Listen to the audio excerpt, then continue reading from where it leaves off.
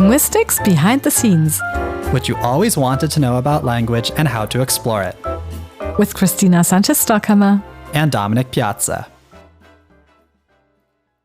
Hello, everyone, and welcome to the inaugural episode of our podcast. I'm Christina Sanchez-Stockhammer. I'm a professor of English and Digital Linguistics from Germany, and I'm very excited about almost everything that has got to do with language. And I'm Dominic Piazza. I'm a language enthusiast with a background in international relations from the United States, and I'm also very excited to talk to you about all my favorite aspects of linguistics and language.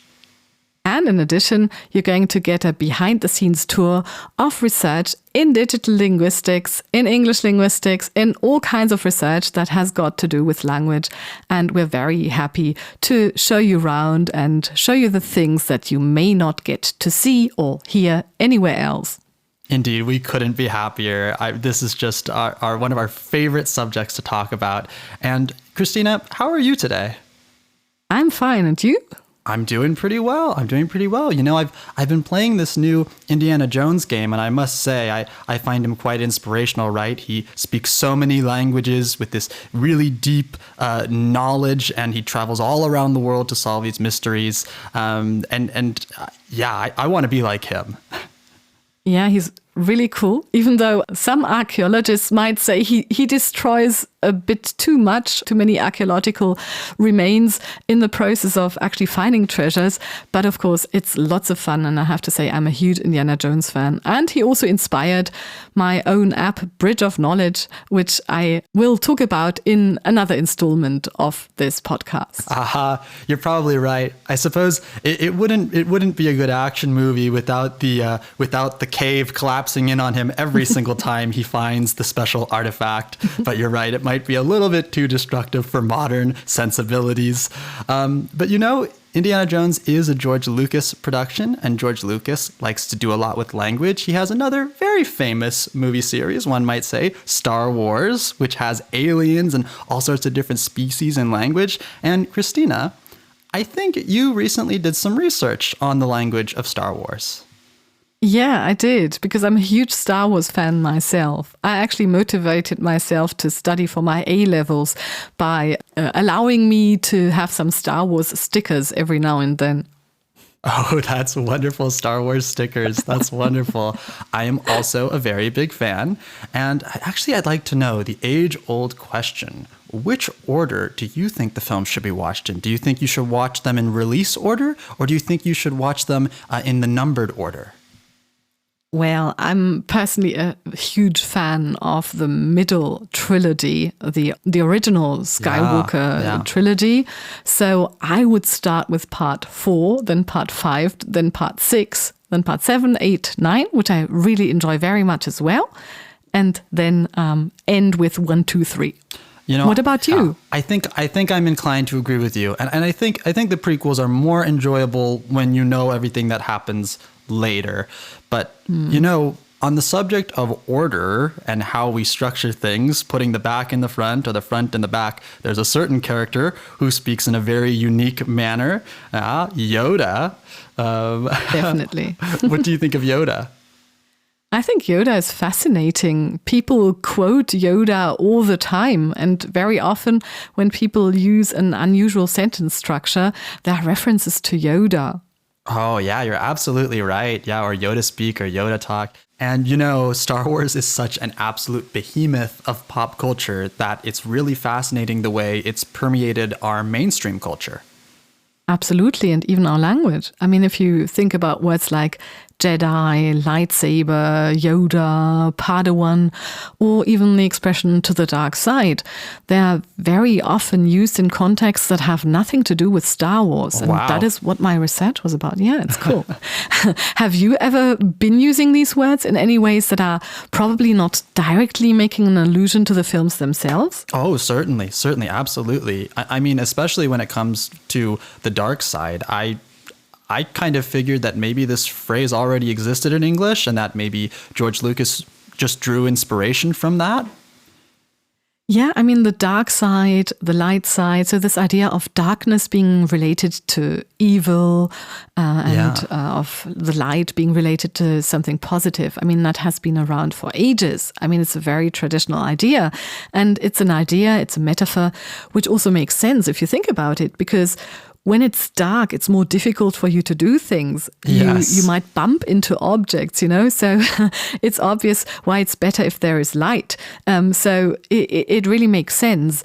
But in this idea of kind of moving to the dark side, behaving in a way that is less moral than you behaved before, this is something which was apparently influenced by the Star Wars franchise, because I looked at texts from different years, so at a historical corpus of English, and I noticed that before Star Wars, to the dark side wasn't really used in that sense very much. So the references that you have before that time with a to in front of it, well, they rarely carry that idea of immorality. It's more like going to the dark side of the house and things like that. Oh my gosh, that's so fascinating. So certainly it seems here that Star Wars popularized or may have even spawned this specific kind of usage of it, and people are kind of using it in their general language without specifically referencing the movies, because I think that's one of the really key distinctions here, that when you're referencing something kind of on purpose, it's not really the same as sort of using the language almost generically. Yes, I mean, very often if you think about movies, as you call them, or films, as I sometimes call them, if you think about that, then very often if you quote something, if you have a language reference in some way or another, then it is because you really want to allude to that film. So if I might say something like, "May the Force be with you," then I'm very obviously referring to Star Wars in some way or another. And it's relatively rarely the case that you just have individual words that become part of the English language that actually come from a film. One of the exceptions is mini-me, and I really like the word mini-me because, I don't know, have you got an idea where that comes from? Oh, goodness. No, I don't. Have you ever watched the Austin Powers films? I haven't, but I'm very familiar with them. Yeah, because there's someone, he's called Dr. Evil, and he's got a clone, and that clone looks very much like him, just small. He's even wearing the same clothes and trying to behave in every way like Dr. Evil himself. And so that's the mini-me, that's where that comes from. But interestingly, when people are using the word mini-me now, they're not using it in that sense. They're actually using it in a fashion context. You might talk about a woman who's dressed in a particular way, wearing a particular dress and accompanying accessories, and she's just dressed like her daughter, and the daughter is then her mini-me. And people who are talking about that, well, they will presumably not be aware of the fact that this comes originally from a reference to Dr. Evil's clone. Oh, wow. Okay. Yes. We might even call that, when you wear matching outfits, we might call it twinning. Actually, there's a really great word in Japanese, wasei eigo, which is Japanese created English that they've created, but that English speakers don't say. And it's pearuku, which means pair look. And so maybe this pair look would be a little bit of a mini-me when you wear matching outfits. So. Oh, that's so sweet. I love that. It's so cool that you speak Japanese. Oh, yes. And sometimes Japanese reminds me a little bit of Yoda because it has a different sentence structure, a different word order. It's a subject, object, verb. So the verb comes at the end, which German does sometimes, but not in all cases. Japanese does it in all cases. And so sometimes you kind of have to reprogram your brain to kind of express ideas in a way that may not seem natural to an English speaker. Mm-hmm. Yeah. You mentioned German, and there it's true, we have that, but it's just in a subordinate clause. Right. So usually in a main clause, this is not the case.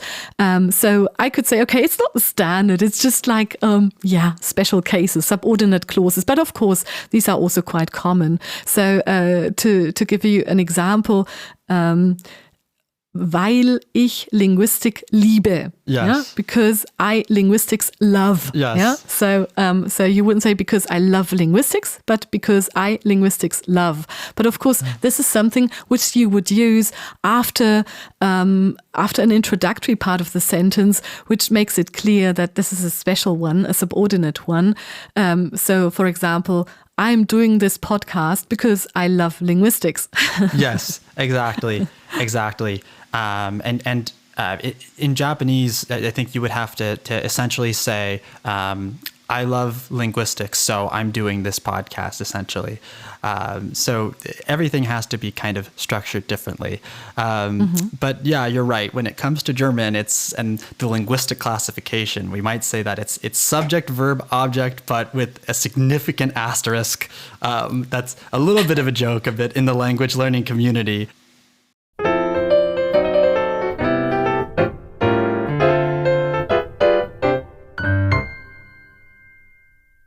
So people are using these words in the English language, but how often, how frequently do they actually use them?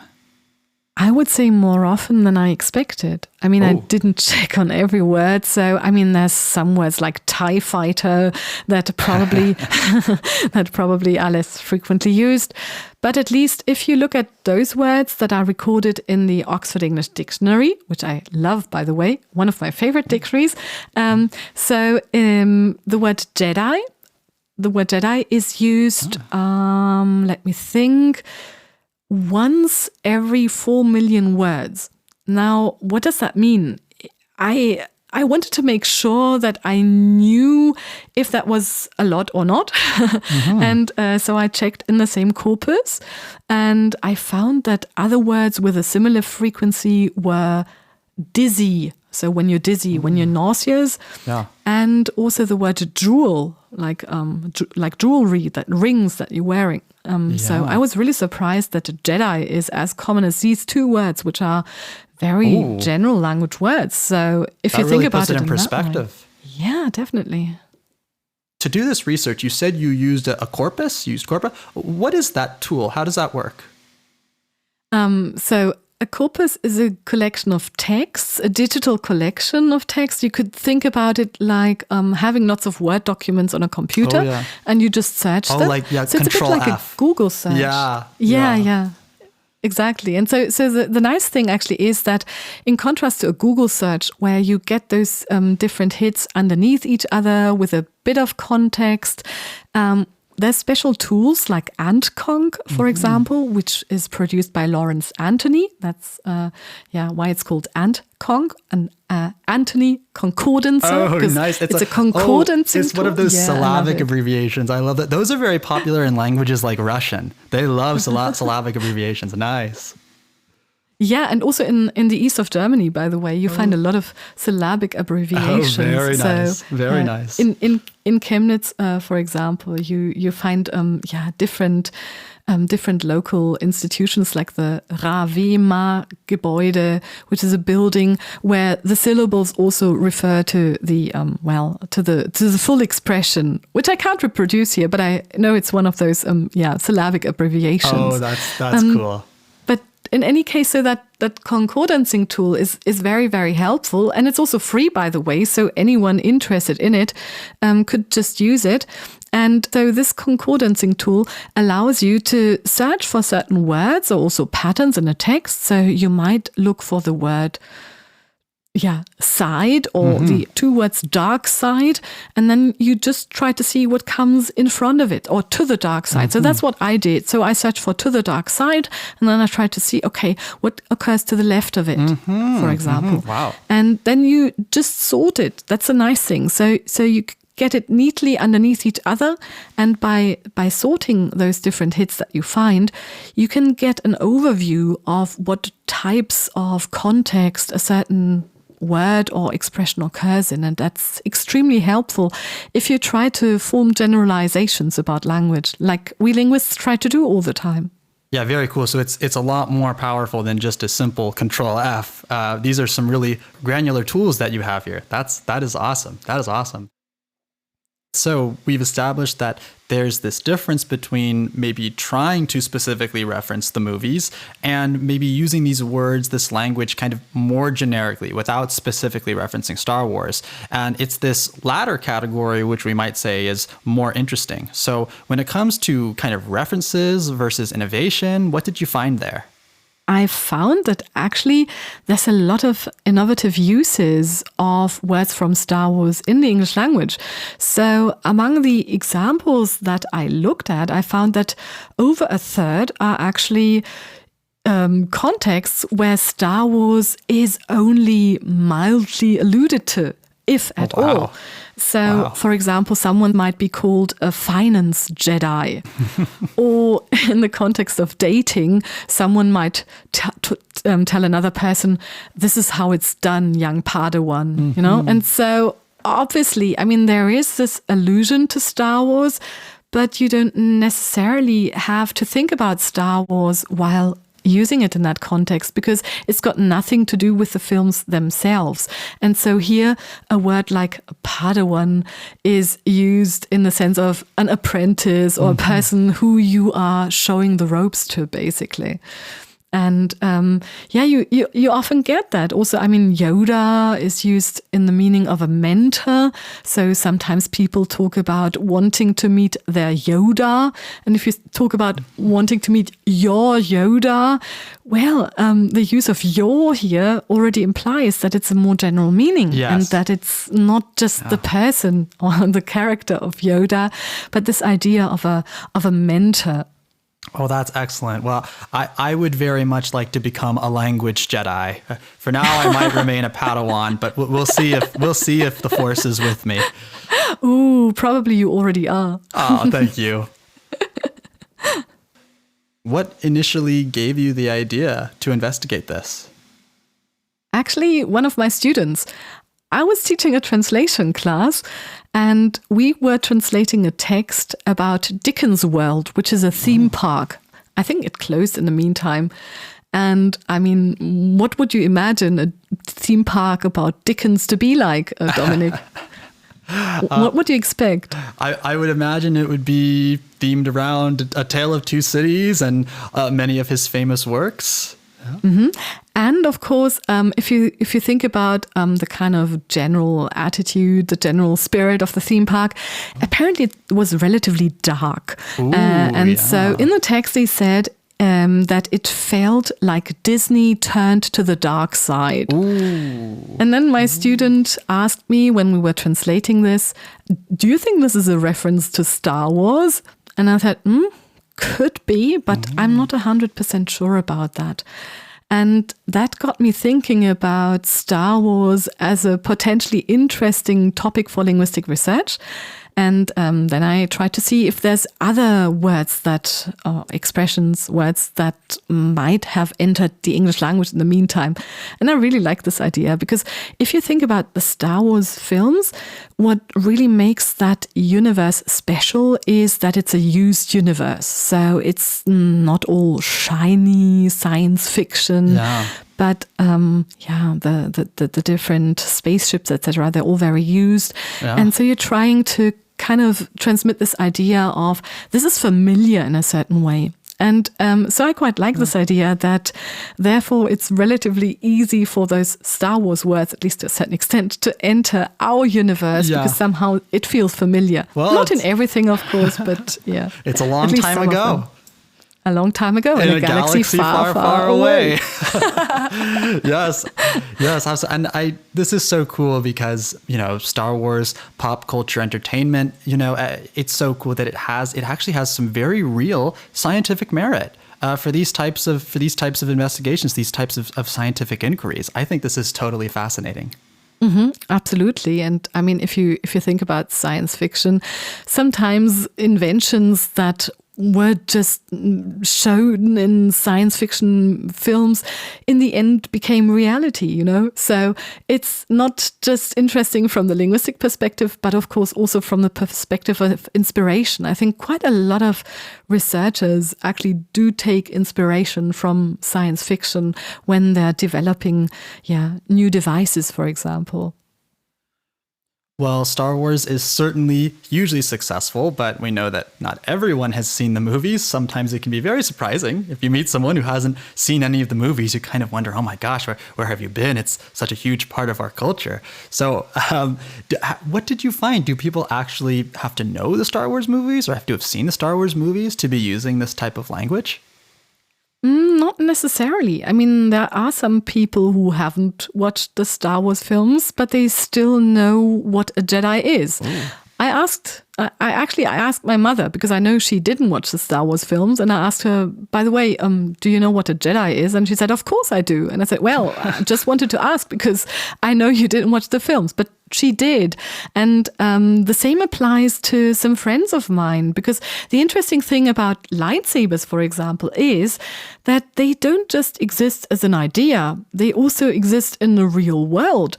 There's quite a lot of children who are playing with lightsaber toys, and some children that I know had some lightsaber toys at home, and then I asked the parents if they were also Star Wars fans, and then they revealed to me that they had never watched any of the Star Wars films, and I was really surprised. So obviously they just found the toy attractive, and then, I mean, people have those toys and they talk about them, and they don't mention it's a toy, but they just talk about their lightsaber. And there's even people out there who do lightsaber dueling as a kind of sport. And so there's different mentions of that in the corpora that I looked at. So that's actually quite fun. Yeah, so you don't necessarily have to have watched Star Wars to talk about it. Oh my goodness, yes. When I was younger, I was obsessed with those lightsaber duels and the fan films that I would see on YouTube. I even tried to put together some myself. So that is really fascinating. That really speaks to the really significant impact that Star Wars has had on our culture. I mean, it's almost it's kind of become a part of almost the collective human story now, almost like the fairy tales of yore. Absolutely. I entirely agree. And I mean, if you think about the narrative structures, then you will notice that the narrative structures that underlie Star Wars are very similar to those in fairy tales. Yeah. But of course, fairy tales are a different story, and I hope to tell that one another time. Yes. Well, Christina, may the Force be with you. I think that we're just about out of time for today's episode, probably going to wrap things up, but this was a totally fascinating discussion. I'm so happy we got to sit down and talk about this today. Yeah, I tremendously enjoyed this too. And to our audience, I hope so did you. So stay curious, have fun with language. And join us next time behind the scenes of English linguistics.